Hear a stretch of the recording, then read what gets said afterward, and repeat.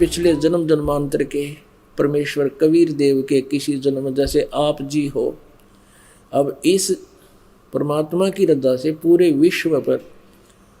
विश्व में ये ज्ञान फैलेगा और करोड़ों की संख्या में परमात्मा के भक्त बनेंगे। लेकिन पार कितने होंगे और फिर बाकी रह जाएंगे जो सच्ची लगन से नहीं लगेंगे, तो उनकी इतनी भक्ति बन जाएगी हजारों युगों तक वो ब्रह्मलोक में भी रह सकते हैं, फिर ब्रह्मा विष्णु महेश की पदवी भी पा सकते हैं, इंद्र स्वर्ग का राजा भी बन सकते हैं, पूरी पृथ्वी का राजा भी बन सकते हैं। लेकिन उनकी बैटरी डिस्चार्ज होती रहेगी, वह पूंजी नष्ट होती रहेगी। और जब वो मानव शरीर में होंगे उनके ऊपर कोई आपत्ति आवेगी, भले ही वो साधना आन उपासना कर रहे होते हैं। अभी तक ये आन उपासना का दाव क्यों लगा रहा है? क्योंकि उन जिनके पुण्य थे पिछले, वो किसी भी देव की साधना करते थे, कोई आपत्ति आती थी रोते थे, तो वो परमात्मा कबीर देव आकर उन पुण्यात्माओं की मदद करता था, क्योंकि वो उनके बालक रहे हैं कभी किसी जन्म में। और वो भोला नहीं समझता था मैं ये पत्थर पूज रहा हूँ, शायद मुझे इससे लाभ हो गया, इससे ही लाभ हो रहा है। जैसे दास पहले हनुमान पुजारी था, श्री कृष्ण जी का पुजारी था, बाबा श्याम जी की पूजा करे थे, शंकर भगवान की पूजा करे थे, हनुमान जी की पूजा करे थे, और सारे सुख होते चले गए। और हम ये सोचा करते भगवान श्री कृष्ण ने मौज मचा दी। अब पता चला कि तो केवल वर्क डन दे सकते हैं, जैसा जिसने किया वही दे रहे हैं, इसमें कोई परिवर्तन नहीं कर सकते। तो ऐसे नरसिंह जी बहुत बड़ा सेठ था, 56 करोड़ की संपत्ति उस समय थी, जो आज 56 अरब की कह सकते हैं। और इतना कंजूस था कि 2 पैसे दान नहीं करे था किसी ने, क्योंकि जितनी माया बढ़ती है उतनी इसकी कंजूसी साथ बढ़ जाती है। और ये माया इसकी दुश्मन होती है, जीव की सबसे बड़ी शत्रु ये माया ही होती है। तो परमात्मा ने एक लीला की थी। ये गंगा घाट पर नहाने के लिए गया हुआ था अपनी पत्नी के साथ नरसिंह। वहाँ पर ब्राह्मण लोग जाते थे और दान करने वालों से दक्षिणा लेते थे। परमेश्वर ने भी एक ब्राह्मण रूप धारण किया और कहा सेठ जी दक्षिणा दे दे। सेठ जी बोला दक्षिणा कोनी भूल आया घर पर मैं। परमात्मा ने ब्राह्मण रूप में कहा सेठ जी गंगा में स्नान करने का कोई लाभ नहीं होगा जब तक दान नहीं करेगा।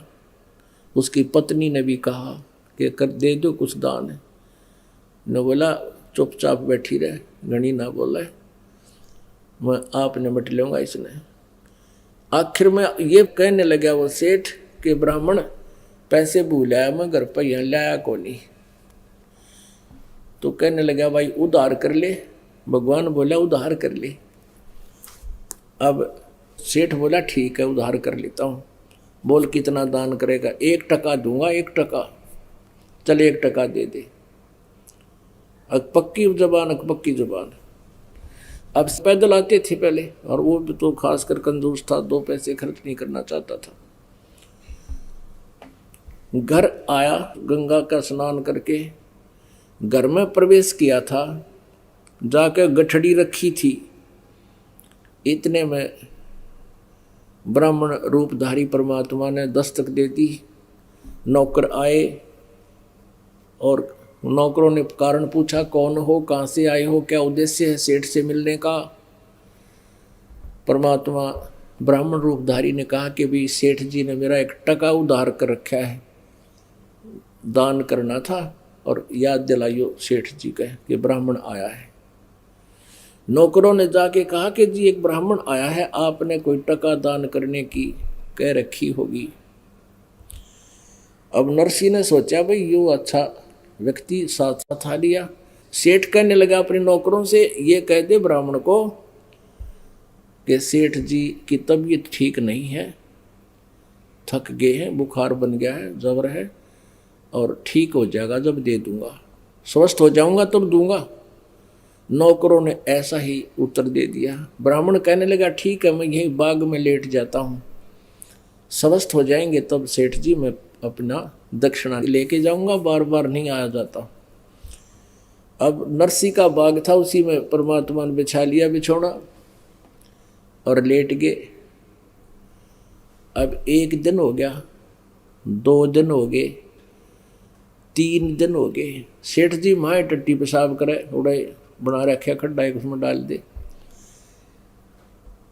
अब तीसरे दिन भी उसने फिर कहा, जाकर फिर दस्तक दे दी कि क्या मेरा टका भाई कहो, सेठ ने मेरे दक्षिणा देवे।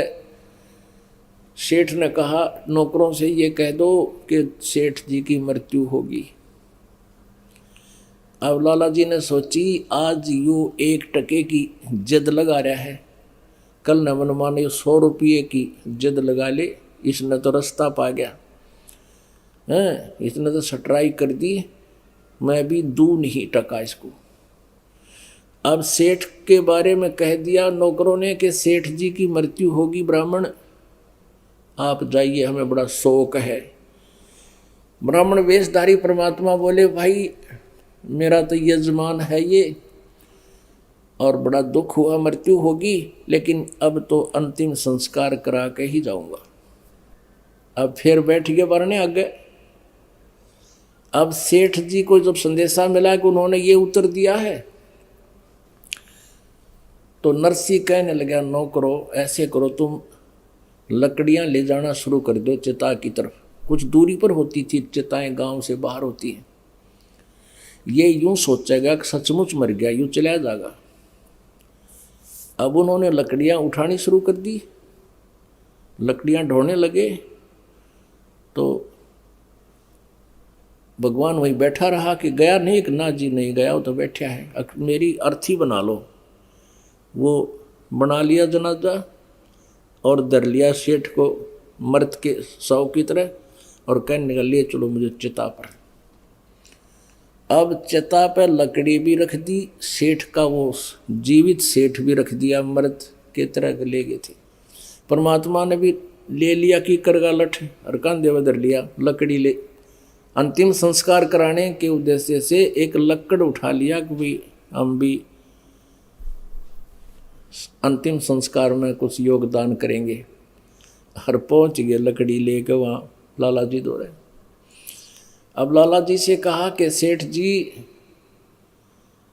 भैया मैंने तेरा टका माफ कर दिया, तो आत्महत्या मत करे। सेठ जी ने बोला साची कह है, कहाँ साची कहूँ भाई, कति तेरा टका माफ कर दिया। अब ठीक से तो जा तू अपना काम करे। परमात्मा बोले अच्छा जी मैं चलता हूँ। वो ब्राह्मण रूपधारी परमात्मा चले गए। उधर लाला जी ने सेठ अपने नौकरों से कहा कि सारी लकड़ी ठा लो, उल्टी कदे नाश हो जाए। वो सारी लकड़ी वापस ले ठवा कर, थोड़ी बहुत बची थी उसने आप ठहरा, इतने टुकड़ा नहीं, इतना कंजूस। और एक लड़की थी उसका विवाह कर दिया था, और आगे कोई पुत्र भी नहीं था, हर चीचड़ बना बैठा, उसका संग्रह करें बैठा 56 करोड़ संपत्ति ने उत्तरागढ़ जब। अब सेठ जी ने सोचा ले वह कई दिन हो गए शहर सपट्टा करे, तो दूर तक घूम का आऊँगा। वो अगले दिन सेठ जी तो निकल गया शहर सपट्टे को, पीछे तो परमात्मा नरसी रूप बना के नरसी के घर में प्रवेश कर गया। नौकर नहीं पहचान पाए, और नौकरों से ये बोल दिया भाई आज वो ब्राह्मण था ना, ब्राह्मण वो बहुरूपिया है, आज मेरा रूप बना का होगा, और उसको यहाँ से कह देना तू चला जा राजी खुशी। और नहीं मानना तो उसने कह दिए आज तेरा लठ मार देंगे 2-4, या तो तू चला जा। अब वो सेठ आया, खूब उतार ही रहा था अपने, वापस घूम फिर के, और द्वार पर खड़ा पहरेदार पक्का कर दिया नौकर को। नौकर कहने लगा ओ बहुरूपिये खड़ा हो जा वहीं पर। नरसी ने सोचा किसी और को बोल रहा, पीछे ने देखा कि मैं तेरे को कह रहा हूँ। नरसी कहने लगा नौकर का नाम लेकर, अरे करोड़ी तो क्या क्या बक रहा है, अब तू वहीं खड़ा हो जा, बस इतनी ठीक है तेरे लिए। तूने हमारे सेठ के नाक में दम कर रखा है, कभी तू ब्राह्मण बन के आता है, कभी तू नरसी रूप बना लेता है। हमारे एक सेठ अंदर है, उनका आदेश हो गया आज, कि तू अगर ठीक से नहीं मानेगा तेरी टांग तोड़ दूंगा। कौन कौन कौन कौन है? अंदर है हमारा सेठ। उसने सोची बात बिगड़ गई भाई, वो तो आज मेरा रूप बनाकर अंदर चला गया। अब नरसी ने इसी में भलाई सोची कि तू पिट्टे भी गायब, अपना वापस हो ले। उसने क्या किया कि कोर्ट में गया और वहाँ अर्जी लगा दी कि मेरे साथ ऐसे ऐसे धोखा कर दिया, एक डुप्लीकेट नरसी बनकर मेरी संपत्ति हड़पना चाहता है। और भाई राजा ने अगले दिन बुला लिया कोर्ट ने कि अभी उसकी सारी बही जब्त कर ली नरसी की, और अगले दिन दोनों को बुला लिया, डुप्लीकेट और ओरिजिनल को। अब बही जो एक पैड होती थी, रिकॉर्ड होता था, उसमें सारा कुछ हिसाब किताब लिखा करते लिखते हैं लाला लोग। तो कोर्ट ने पूछा, जज ने पूछा कि भाई कोई ऐसा प्रमाण बताओ जिससे तुम्हारा असली नकली का हम निर्णय कर सकें। इस बही में ऐसी होती थी वह बही, इस नोटबुक में कोई ऐसा प्रमाण बताओ जिससे हम निर्णय कर सकें। अब जो ओरिजिनल नरसी था उसने बता दिया जी मैंने लड़की की शादी करी थी उस सम्मत में, और इतने बात के आए थे, इतना मैंने मेरा खर्चा हुआ था, एक मकान बनाया था उसकी भी डिटेल लिख रखी है, ऐसे ऐसे इतना इतना हुआ था। और बता भाई, और भी, और तो मेरा याद नहीं। फिर वो परमात्मा से पूछा कि भी बताओ इसमें कोई प्रमाण, तो क्योंकि वो तो बंद रखी हुई थी। परमात्मा ने कहा जी पहले पृष्ठ से शुरू कर दो। लगे सारी पढ़न एज इट इज, 5-4 पेज जब जो के त्यों बता दिए। ओरिजिनल को तो डुप्लीकेट सिद्ध कर दिया जज ने, और परमात्मा को ओरिजिनल मालिक बना दिया कि जा भाई यू ओरिजिनल है तो डुप्लीकेट है, भाग जा से, तू झूठ बोल रहा था। अब नरसी तो बैठ गया गांव के गोरे जाके, माथे पर ऐसे गोड्या में माथा रख के, और न्यों सोचा है भगवान या के बनी, आज क्या बनी मेरे साथ, आज शाम की रोटी भी नहीं मेरे पास। और देख ये कौन से जन्म का दुश्मन था। इतने में परमात्मा वहीं आगे वो ब्राह्मण रूप बना के और कहने लगे सेठ जी सुना क्या हाल है। नो देख के नो बोला दुश्मन या तो जी लेने दे मुझे, तू यहाँ भी हाल पूछण आ गया। तो परमेश्वर ने कहा कि वह संपत्ति तेरी है या मेरी। नरसी बोला या थी तो मेरी दुश्मन या तने अड़प ली। तब परमात्मा बोला नरसी या पहला भी तेरी नहीं थी या मेरी थी। परमात्मा कहते हैं काया तेरी है नहीं माया कहाँ से हो, और चरण कमल में ध्यान रख इन दोनों ने खो। तो परमात्मा ने 2 घंटे उसको प्रवचन किए और कहा भाई मैं साधु संत फकीर हूँ, तेरे हित के लिए तुझे ये ज्ञान और ये लीला मैंने की है। तेरी तो दुश्मन से या माया, अरे क्या कर इकट्ठे तूने एक नरक इकट्ठा कर रखा है, अपना भविष्य बर्बाद कर लिया उसका, और कुछ दया दाता है कि पिछले संस्कार अंगड़ाई लेते हैं। तब नरसी बोला भगवान अब के बने मेरे थे कि भी एक शर्त पर तुझे सारी संपत्ति दे दूंगा, जब तू इसने दान कर दे अपना बोझ हल्का कर ले, पाप कम हो जाए तेरे। नितन तो नरक डो लिया बेटा। नो बोला जी एक बार दया कर दो, सारी कर दूंगा कल्याण, इतना खुल गई मेरी। ऐसे ही कर दिया गया। नरसी ने सारा भंडारे कर दिए, गरीबा में बांट दी, यानी वह कति हुर फुर कर दी सारी। जंगल में जाकर बैठ गया और वहां एक झोपड़ी डाल ली, पति पत्नी दोनों रहने लग गए। अब गरीब आदमी के पास कौन आएगा नगर का, 15-16 अंधे थे, अंधे आसपास के उस नगर के सब मिलकर वहां आ जाते, परमात्मा की चर्चा करते, नरसी का दिल डांटते और कहते नरसी वो साधु संत नहीं था भाई, वो भगवान था।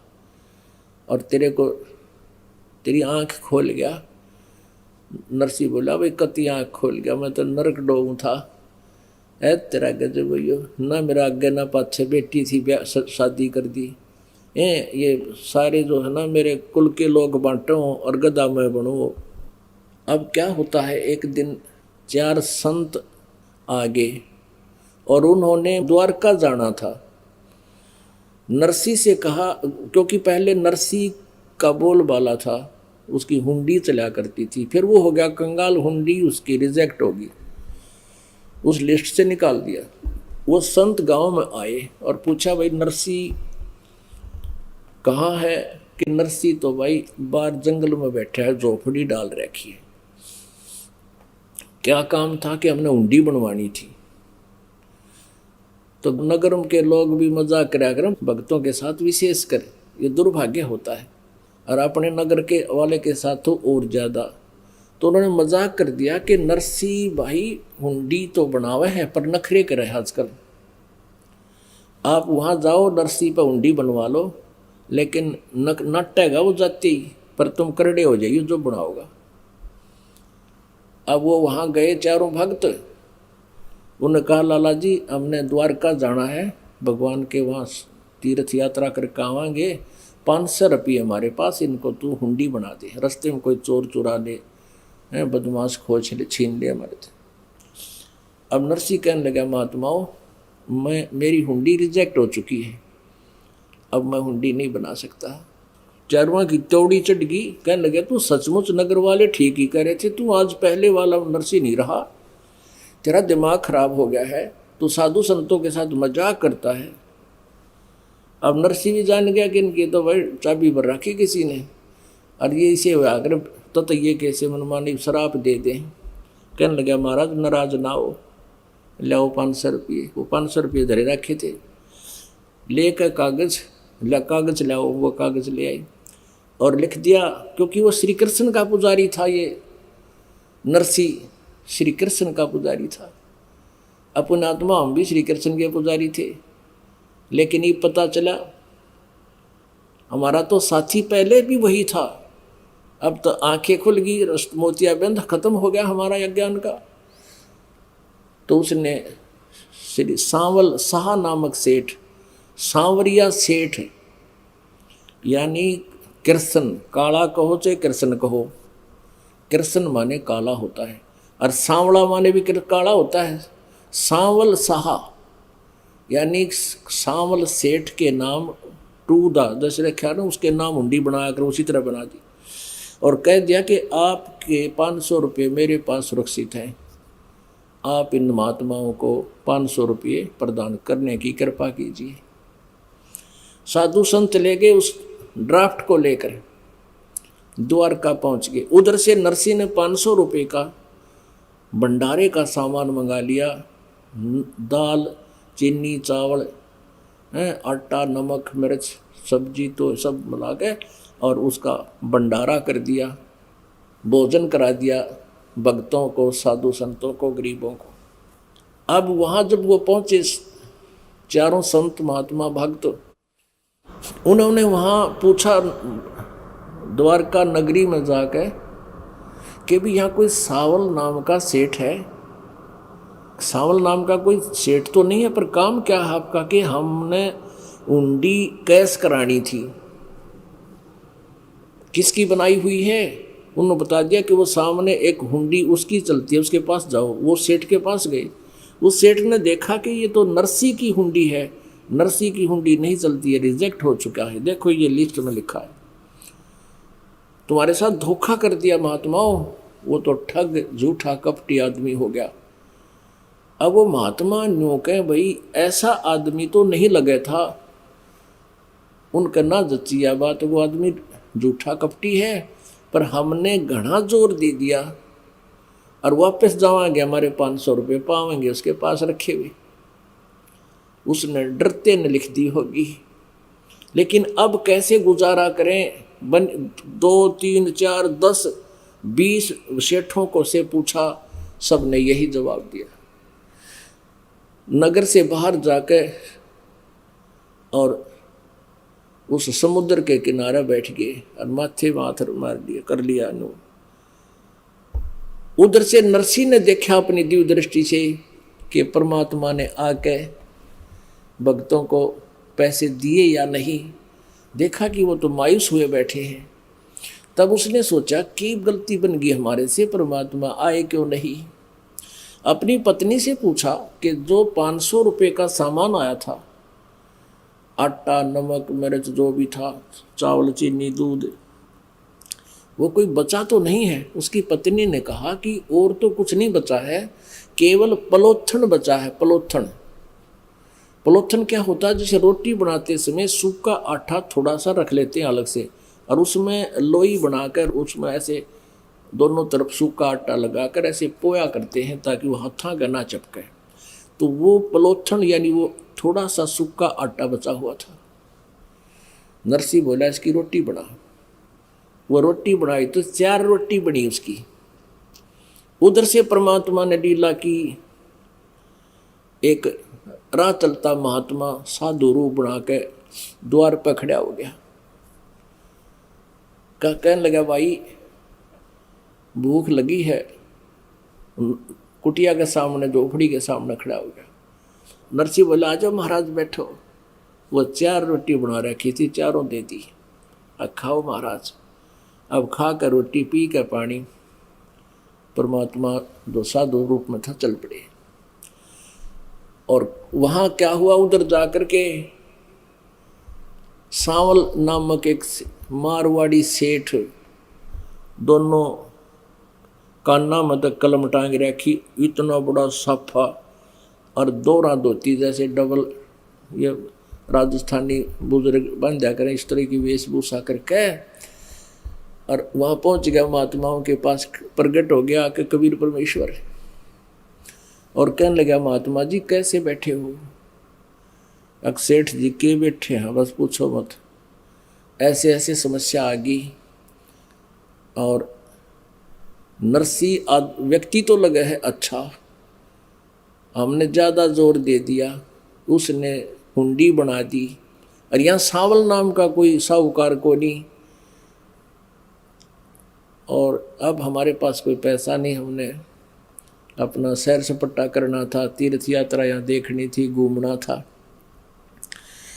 तो परमेश्वर बोले भाई कौन का है सांवल सा सेठ को ना इस द्वारका में। मैं रहा।